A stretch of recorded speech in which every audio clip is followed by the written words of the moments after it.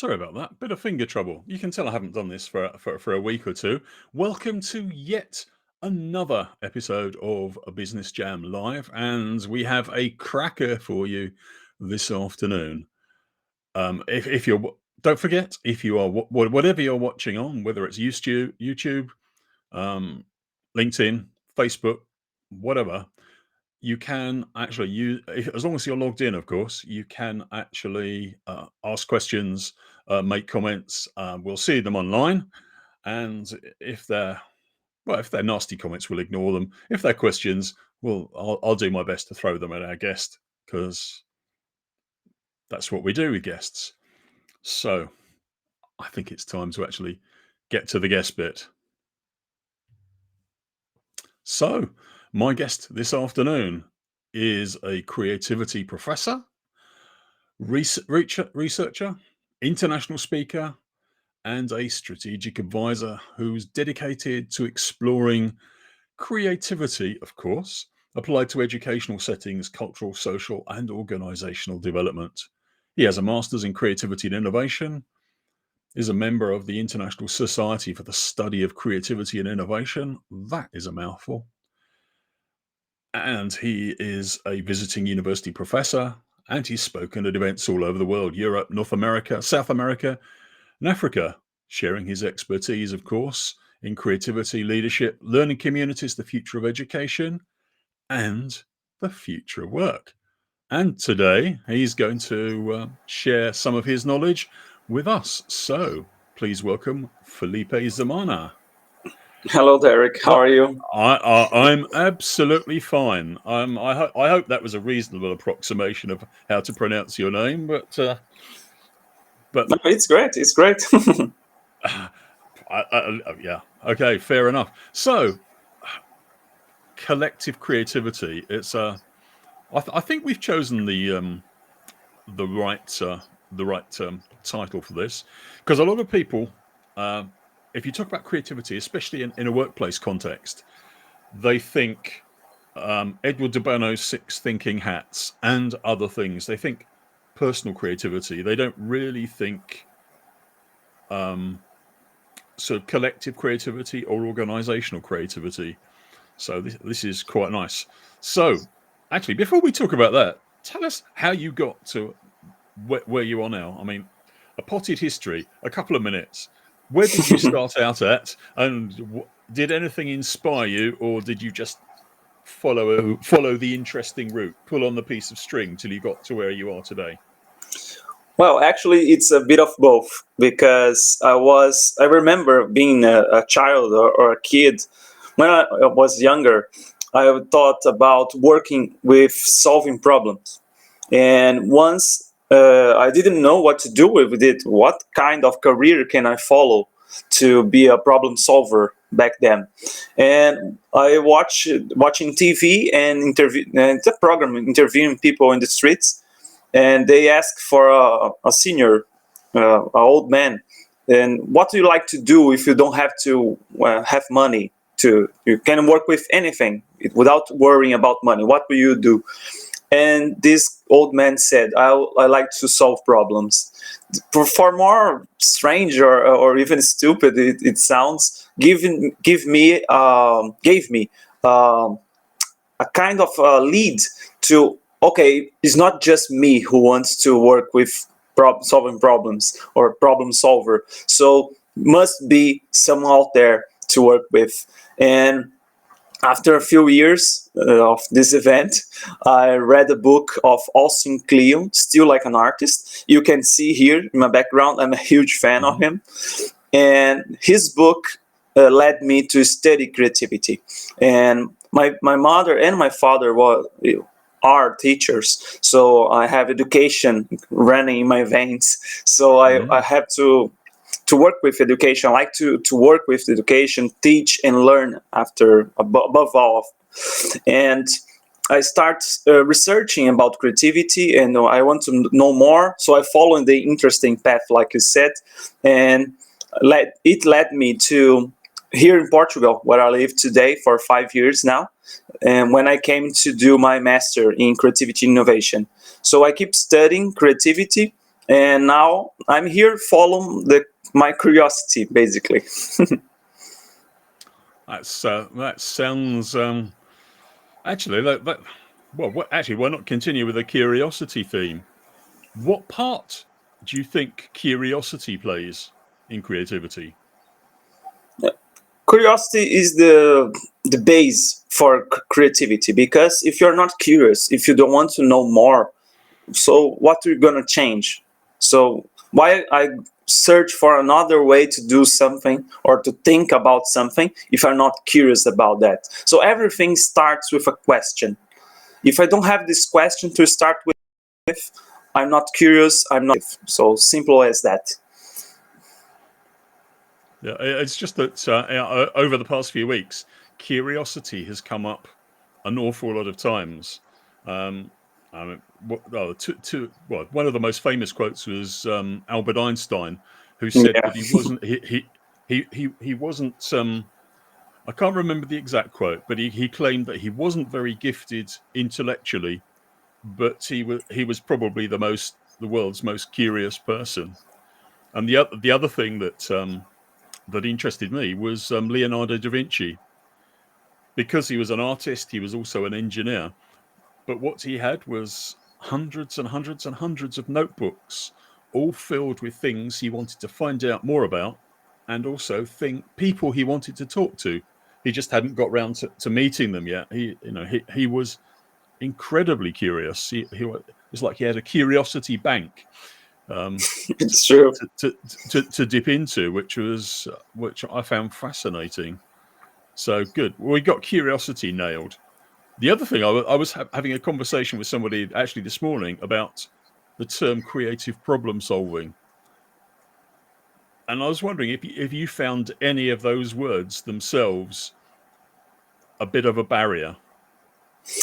Yes, sometimes could be a barrier because we narrow creativity to problem solving, but creativity is way more than that. Just that problem solving, of course, play a huge role in creativity, but it's not just. You have another ways to engage with creativity without solving a problem. For example, of course, we can transform anything in a problem, but just for an example, when an artist is painting a paint, what problem his or her is solving? So okay, you can trying to turn his imagination in an image, or he trying to communicate something. Okay, you can transform anything in a problem, but what we call really a problem in problem solving is not like that, you know. So there another way to engage with creativity, and we are looking in problem solving, we are just too focused on the outcome in the final result. So we are talking about a product or a service or something even physical, but the creativity, it's all this process. You have like the curiosity in the beginning, and then you have the process in the middle, and then you have the outcome. So looking to creativity as problem solving, just problem solving, could be a huge barrier to understand the whole thing. But as I said, problem solving is a part of creativity, or can be a part of creativity. Yeah, because the phrase problem solving, but the word problem itself, as you've identified, is the big issue. I mean, it could be reframing. It could be Exactly. just looking at a new perspective on something. We're not actually solving a problem. And then there's the other thing, which is if you do solve problems or investigate situations, you have this, or the way I describe it anyway, you have this series of convergent and divergent phases Yeah. yeah, and people, when they get just a tiny bit of knowledge, not a lot, just a little bit, they go straight for the divergent phase, the idea generation, the brainstorming, and expect that to solve a problem. And of course, it could do if you're very lucky. But Exactly. generally speaking, it doesn't. It's like the chef throwing the pasta on the wall and hoping some of it sticks. It's a little like that. So yeah, I so heard good. a phrase these days about this that said, I don't remember the exact words either, but they say if you the road to failure is to super value the first idea. So something like Mm, that. So people just grab the first idea they have and go to yeah, diverge or converge or something, and they try to build the problem around this first idea to fit in. So sometimes you have to let go the first idea, yeah, yeah. or think differently, and and the problem solving never is not always creative. So you can solve problems in a non-creative way. So not just solving problems is enough for being a creative person or even engaging with creativity. Mm. That's why sometimes I think using the term alternative thinking is actually better, because Yeah, to a creative artist, doing his accounts is creative because it's something he doesn't normally do. Similarly, for an accountant, painting might be creative. It's just something exactly. you wouldn't. It's something you don't normally do. That and I mean, I was reminded of a long time ago. I spoke at well, I was helping a company in Mexico, and this guy who was, well, first of all, his boss was the finance director, and he worked in IT, and he said, "How can I be creative? Look where I work." And my simple answer to him was, well, first of all, you're part of a system, so you can contribute in that way. But secondly, have you ever been asked to buy a partner or a girlfriend or whatever to get some food or a bottle of wine on the way home, and you've gotten home and you've forgotten it, and they've said, "Where's the food? Where's the wine?" And you've made up excuses. You've told a story about, whether the shop was closed or something like that. Yes, well, there you go. You're good at storytelling. So everybody has that little bit, and they can contribute to the whole, which is, I think, where we started this. It's the whole. Exactly. So how do you address the whole? If a company, I mean, a company has come to me and said, "I want to be innovative."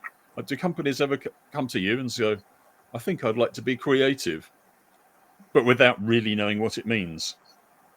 Yeah, it's happened a lot more than I wish it could happen, because normally people have this individual view of creativity, Mm, and then we can divide thinking individually, then people who are creative and people who are not. So this individual view of creativity can create this division, these opposite sides of I am or I'm not. But we all have to be creative socially and culturally, because we are within a culture, within a social settings, social rules that we learn from birth. So these all influence our decisions, our ideas, our process, everything. So I'm from Brazil originally, and I'm living in Portugal right now. Okay, we are close culturally speaking, but far if you look to the details.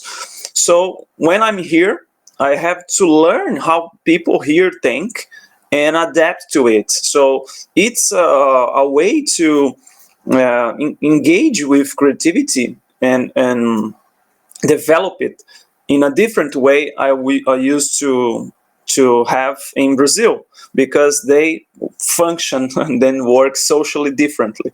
So all of this can change our view, how we pursue and how we formulate our ideas and how we create our process and how we can propose new things and see different perspectives. So the whole can be difficult to see when I'm just talking about one person. So who am I in this middle, and how can I participate and even more, how can I influence this environment I'm in? So sometimes this could be difficult, and it's like, for example, climate change. Oh, if me personally do recycling or don't throw trash in the ground, what the difference it could make? So it's kind of the same discussion, because people don't even believe they can do something that really change the whole. So this is the first challenge we have, to seeing creativity as a whole. And of course, if you see the history of creativity, you see that it's born kind of with intelligence, with genius. And in the 50s, when the creativity officially born with the presidential approach to from the APA, Social Association of Psychology, American Association, Psychology Association, sorry. They start the research of creativity, but they start looking to individual creativity. So we came from a history of studying one thing as creativity as an individual attribute, an individual trait, an individual characteristic. So now it's hard to get out of this view and see as a social and a cultural settings, or a social and a cultural characteristic. And once more, how is our whole in this development of creativity? It's interesting you mentioned climate change there, because it's one of the things that I'm interested in as well, and a little bit like creativity. I think the one thing you can do is apply systems thinking to that as well, and that way, if you think of the system, then it's a lot easier for people to plug in their individual contributions. Exactly. Because the one thing about climate change is, whenever you say we must reduce emissions, we must reduce carbon, people say, I can't do that. That's too big a lump for me. But I can Yeah. do a bit of recycling. I can take public transport. They know what they can do, and it seems to me it's exactly analogous. People can do their own bits, and you really need a way of managing the whole, which is the interesting bit. And I guess that's not compatible with hierarchies. Yeah, could be challenging with hierarchies. I think it's more, and I'm developing a framework that I call the creative ecosystems, to understand how can this all the whole thing works. And we have to understand that have roles, not hierarchy, but roles that can change. So it's circumstantial. So in one situation, I'm the leader, and I'm responsible for guiding the group towards the specific end, or not a specific end. And otherwise, I can be part of the community who will share ideas and build things together, or I can even be the curator, the people who will share this information, who is outside the ecosystem. So the new members, or the possible new members, to join that community. For example, we said about climate change, and if I talk with a friend, so we're saying, oh, I can't do anything about it, it's too much for me. And I said, no, you can recycle, you can take public transportation. So I'm doing, in this circumstance, in this context, I'm doing the curator role, because I'm sharing information with him or her to what he or she can do to participate in this system.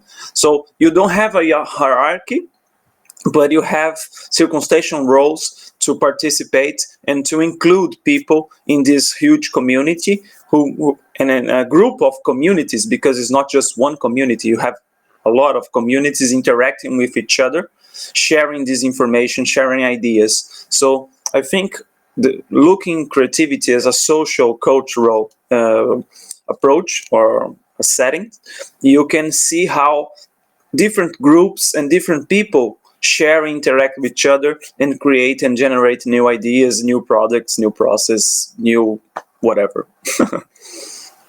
Yeah, I'm glad you came up with a good idea for it. Ecosystem.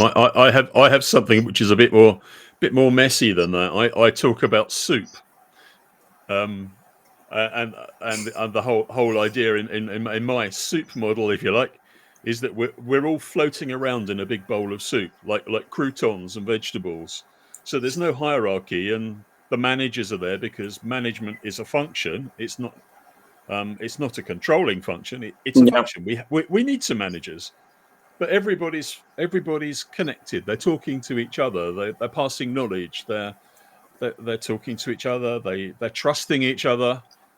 So it's flat, and yeah, that seems to me ecosystem is the sort of thing somebody who's paying you money would like to hear. They wouldn't like to hear about soup, would they? Not really.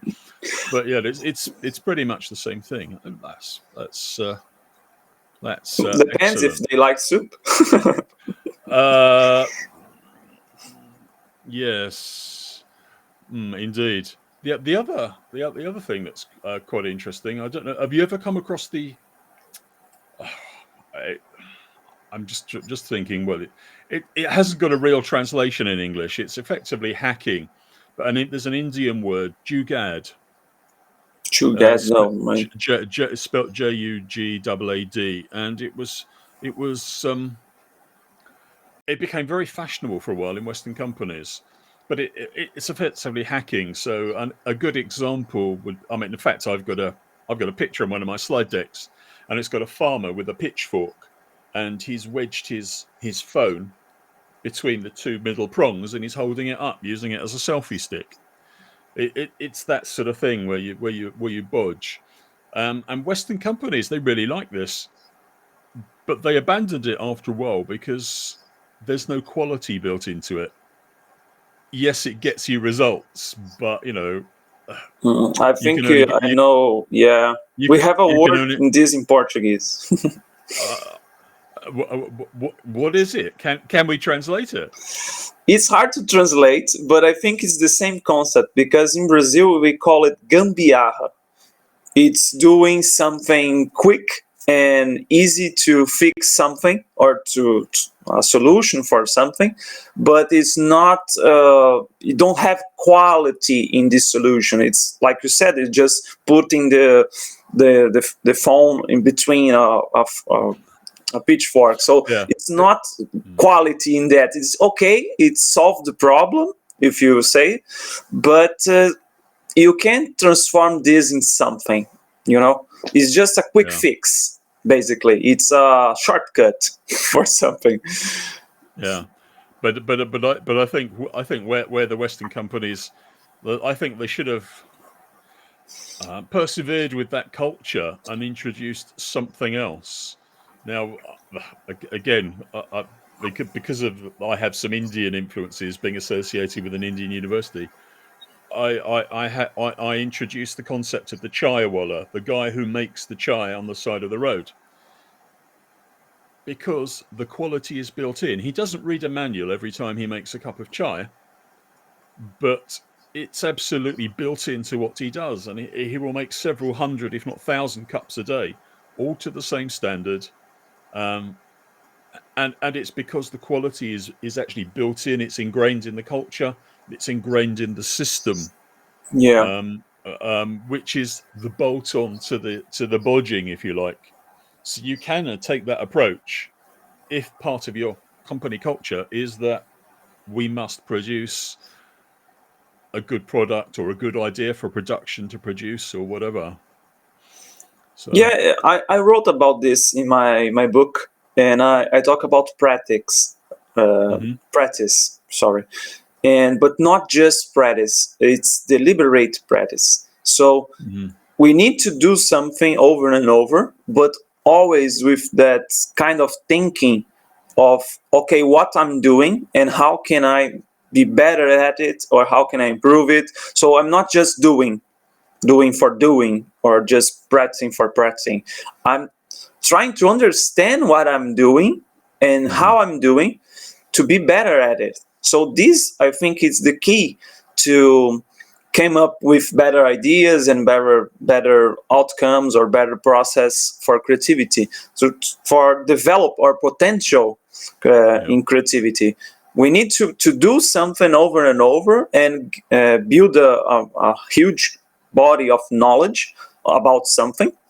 Could be chai, could be Yeah. soup, or could be anything else. But we need to build this knowledge. I think one thing people normally confused about it, but we have this idea rolling around it, is that to be creative, you don't need to do anything. You just came up with something and it's okay. It's good. It's enough. Mhm. But as long as you study something, you go deeper in something, the better chance you have to really have a creative idea or a creative uh, phenomenon or creative Yeah.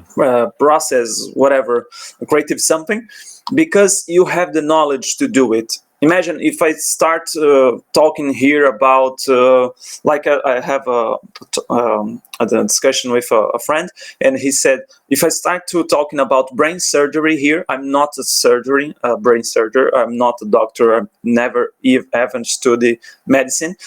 How can I really contribute with a creative outcome, a creative perspective, if I don't know what I'm talking about? So I can even understand something and give you an idea or a thought or a question about brain surgery. But if you are a brain surgeon, you can say, oh, this you are saying, it's an idea from the Yeah. 90s. Oh, already, someone already thought about it. So how can I know if I don't know this field? I don't have the knowledge of this field. Yeah. So it's harder for me to contribute to something really creative. So I need to build a body of knowledge. I need to practice deliberately to actually contribute with something. Although if I didn't know anything about brain surgery and we started having a discussion about brain surgery, yes, that wouldn't be very good. But on the other hand, you is it it is possible, is it not, to observe? I wouldn't say stupid people because that could be insulting. People who are ignorant of or don't know about that thing. You could just it's just a bit like sitting at a street cafe watching people. You can actually learn a certain amount of stuff. You can pick up ideas. Um, so Definitely, definitely. I think we just need to. Yeah, there are different places to. I mean, a brain surgeon won't learn much at a cafe. I'm sure, not unless he's had my soup or whatever. But yeah, that's Yeah, but here's the which catch. You are the brain surgery observing these people. They are not doing this constantly, and you no, are translating what you're seeing based in your perspective, in your knowledge, to came up with creative ideas. So you yeah, have the knowledge to see something and see yeah, value in this contribution. So you have the knowledge. These people don't know what they're doing for the brain no, surgery no. part. Which well, I was just about to insult everybody on Facebook actually, but given that we've just come through COVID and a whole load of other things, and there's been a lot of criticism of everybody on Facebook has become an expert in something, Yeah, and research consists of watching YouTube videos. it's So, true. so how useful or damaging do you think social media is to creativity? Well, I I think my last article on LinkedIn it's about it, but I think we can see two scenarios here.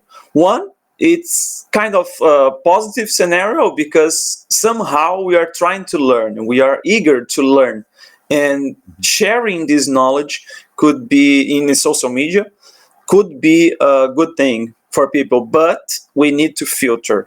And I think this word here is the key word, filter. I have here uh, here in this site here. It's If I do a that, framework. Yeah, if I here do that, we can it's see them a bit better. yeah. Basically, it said this is good, but I don't like it, or this is not good, but I like it. So we have to filter what we really want to keep up with us, keep with us, or just let go. Because I think people lose a lot of time complaining, and sometimes it's just not for you. You are not the target, the target audience for that people. Of course, we need to protect something about depending of what people are saying. They are saying completely nonsense, but for the other side, I think people are evolving somehow and learning how to use technology to build knowledge and build wisdom somehow. Yeah. Because, for example, when I start in 10 years ago, I said a lot of things that for me in that moment was kind of true, and I'm learning.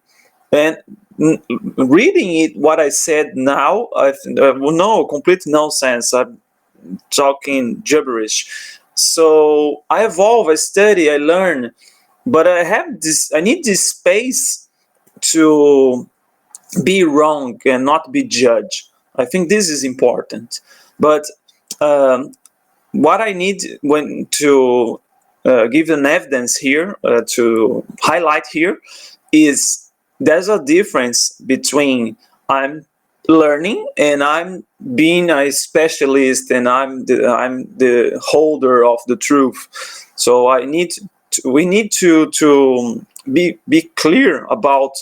I'm not saying this is true. I'm not saying this is the absolute truth about something, but seems to me that that thing could be interesting or engaging or curious. Just so I'm as me personally I try to avoid be too affirmative about things because I could be wrong.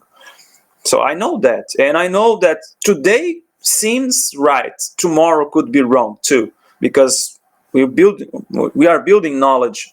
So I like to ask questions. So what I'm pursuing right now is a lot of questions I'm trying to make, and I try to make to bring these questions for my audience. For example, in my social media, so I'm not affirming anything. I'm just asking you to reflect with me, to think with me.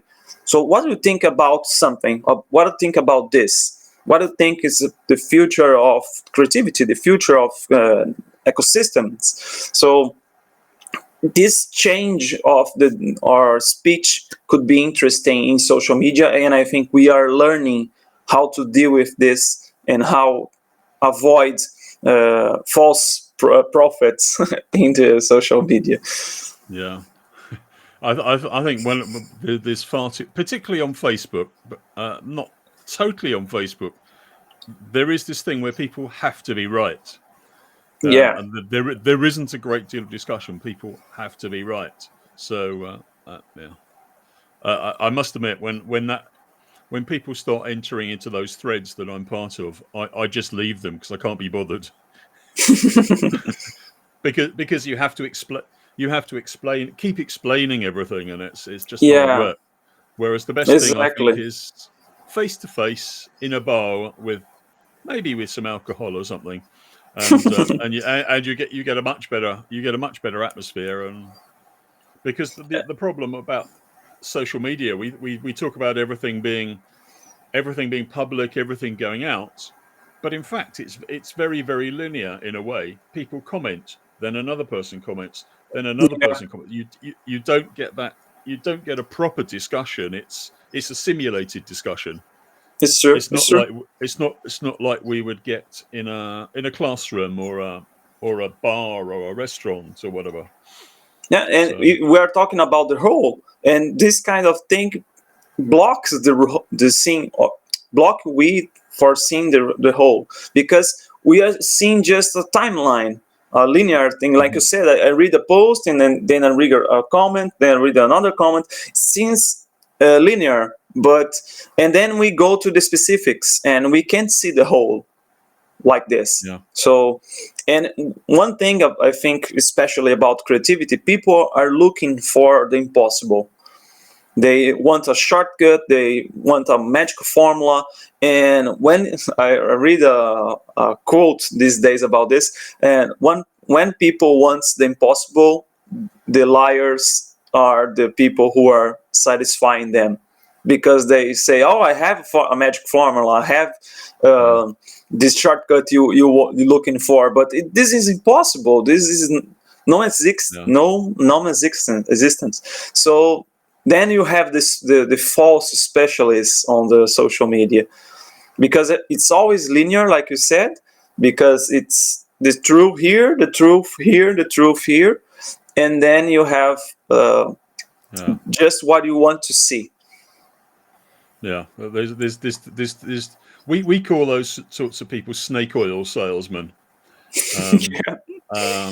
As in, you'd have seen them in all the old westerns a long time ago. But there's two types of them, I think, as you say. There's the people who promise everything, and the people who appear to be the center of knowledge, but what they're doing is reposting everybody else's articles and ideas. Yeah. Not generating.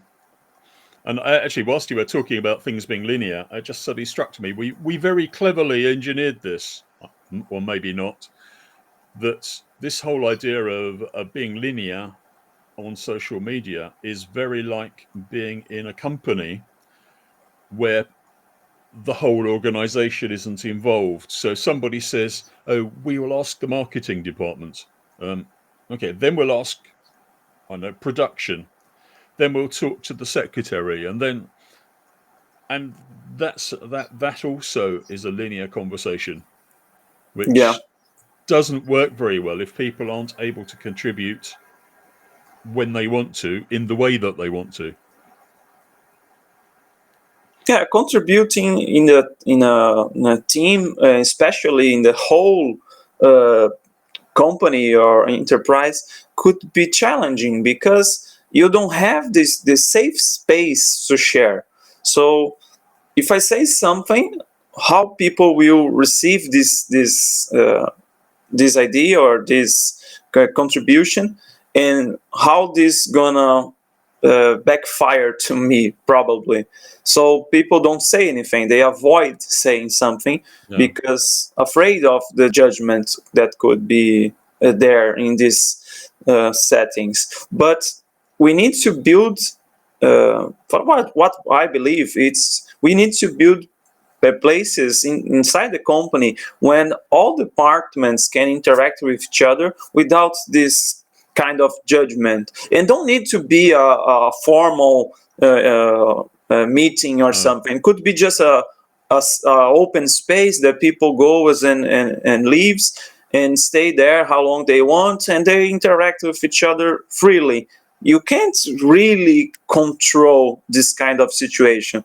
You can't oblige people to share ideas and share their knowledge. You have to be spontaneous somehow. Have to be honest. You have to build trust, and to build trust you need time. So people need to be in the same place for a while until they are really engaged to share and to contribute. And like I said, it takes time. It's not for today to one day to another. It's ready. That's why coffee machines and water coolers are very important. Exactly. And anything where people naturally congregate. It doesn't have to be those. It can be anywhere. But then the problem you have is you have to be prepared to capture that, whatever it is. So somebody was surprised when I suggested to them they actually just stick a whiteboard on the front of the refrigerator in the kitchen. Could be. Why not? Why not paint the walls with whiteboard paint and leave a pen there so somebody can just scribble it down? You know, Exactly. I've even heard of a time when they used paints or markers to write on the inside of windows. It's good. It's good. So it's if you can stop it happening, but you can't make it happen. All you can do is let it happen and see what happens. And Exactly. so yeah. So what's the worst thing somebody can do? Well, no, there's two questions for you. What they both start with what's the worst thing somebody can do. Well, the first one is to stifle creativity completely in a company, because there are probably still companies doing it. And the second thing is, if somebody maybe hasn't got lots and lots of money, but actually no, this is a best thing really. What's the one thing they could do to actually make things a lot better creativity wise in their company? So how could you make it really bad, and how could you make it really good with that? Well, making it bad, it's easier. You just need a bad leader. It's easy, just like that. Because if you don't if you don't have a real leader or a boss or a manager that you don't have to, how's the word? You don't have to admire them, but they can't be bad. This is the worst. Bad leadership is the worst for the company creativity, because people won't share, people won't trust. And if you kill trust, kill sharing, you kill creativity. That's easy. But if you create, you don't need actual leadership, but you need a bunch of people willing to share. This is the best thing to do. So creating this kind of opportunity to share, it's the best thing you can do in the company to promote and developing creativity in everyone. And don't try to do brainstorming sessions, because like I said, people don't feel comfortable normally. Of course, you have some cases that work, but normally people don't like to be in a brain sessions because Yeah. it's not comfortable situation. For me, example, I don't have my best ideas on the spot. I have to think about it. So you give me a challenge, you give me a question, I will think about it for days at home, taking a shower, riding public transportation, these kind of places, and normally ideas came up. And then I have an answer for this challenge or for this question, not there in the moment. So I think we have to bury the brainstorm sessions and create the question sessions. So here is our challenge. Here is our main question, how we can answer this, and done. Everybody for their homes, think about it, and then we schedule another question session or challenge session. And okay, what questions or possibly answers you have for this challenge, for this question? Or you don't even a session, you just leave like a box or a wall, you can write something there, and people will build this idea together. So this is the best way to promote creativity in the companies. And once more, you don't need exactly a leadership to do it, because someone will do this role. Someone will naturally take the leadership, or even the group will select someone. So you are the responsible for gathering all the ideas and see what happens and what everyone shared. So I think this is the both scenarios you asked me. And you, as far as the other employees are concerned, they just need permission to take part. Exactly. Am I allowed to spend my time? Am I allowed to come up with crazy ideas? Am I allowed to sit with my feet up on the desk with sunglasses on, as long as I'm thinking about solutions to problems? And once you got that permission, it's incredibly powerful. Exactly. but I think you need some. I will say social contract, but not a society contract. I mean, this interaction, this group needs some kind of rules Yeah. but not. How can I say it? You don't need specific rules for this to work, but you need some rules. So some guiding rules. So what can be done, what cannot be done. We have like time schedule. Do we have a time limit or something? We need just to like 3 Yeah. rules is enough. So okay, don't do that, don't do that, don't Yeah. do that, or this is our challenge here. It's something we need to do. For example, we have a budget limit. So Yeah. have your idea have to fit in this budget, stuff like that. So people don't think freely because they lost, because there's a lot of opportunities. For example, I don't know if in the schools in England are like this, but in Brazil, when you are very young, they have like it's a common exercise for kids. They ask you to draw what you did in the last summer vacation. So you have a theme, you have a guideline to follow. If the teacher just asks, draw something, you draw the last thing you saw or the first thing that come to mind, because you don't have a objective, you don't have a goal. So you do whatever it's on hand. Yeah. So, like you said, give an example. You look normally. Notice this. Honest people are looking for example. They normally look around them to give you an example of something, because they don't know front hand to what to say. So they search for something. It's Yeah. on hand. It's normally to do that. But if you give the people a guideline, a goal, they can focus their thinking on it. So it's easier to have Yeah. these guidelines. Yeah. It's yeah. I think we'd probably more likely to be call it a framework, but yes, it's Could be, could be. it's effectively almost like a soft room, if you like. The walls expand and bend, and you can bounce off them, but there are some rules. So yes, I mean, I feel that we could actually talk about this for hours and hours and hours. It's true. It wouldn't get any work done. It wouldn't make us any money, but boy, would it be fascinating. Actually, Exactly. there's some. I'll say, just in case there is actually anybody listening to this. I hope there are.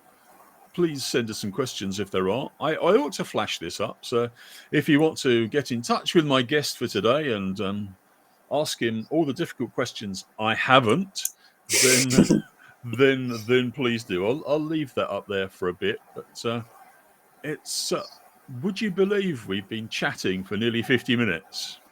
Yeah, it's true. For me, it's like 15 minutes, not 50. It goes, which is just goes to show that relativity doesn't apply when you're talking about creativity. Time dilates and all the rest of it. It's true. So there we go. So anyway, I guess that's a good place to actually stop there. So I'll hide that caption. If you do want to get in touch with my guest and you missed that, then my details are at the end, and get in touch and I'll put you in touch. So, well, thank you very much for joining me this afternoon. It's been interesting. It's given me some new insights and reinforced some of the things that at least I thought I already knew. So that's very good. So if we had an audience, with applause. So thank you very much for appearing, Felipe. Thank you for the invitation, Derek. And I hope I hope we'll talk again at some point. I hope so. Okay, right. Well, bye for now. Thanks for appearing. Bye bye. Well, wasn't that fascinating? I hope everybody enjoyed that. I certainly did. So this will be available as a replay next week. So in a couple of weeks' time, I'll be back. I don't know who my guest will be, but bye anyway. for now, be creative, have a good week, and I shall see you next time.